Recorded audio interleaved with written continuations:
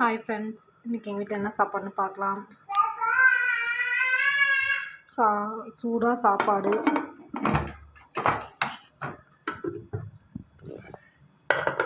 கதம்ப சாம்பார்,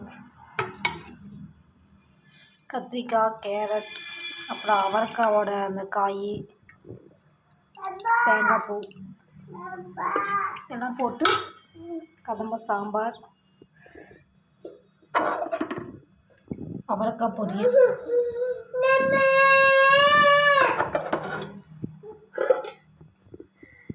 தயிர்,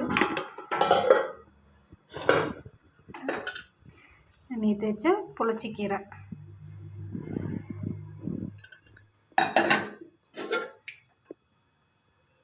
தேங்காய் பூ போட்டு ரசம்.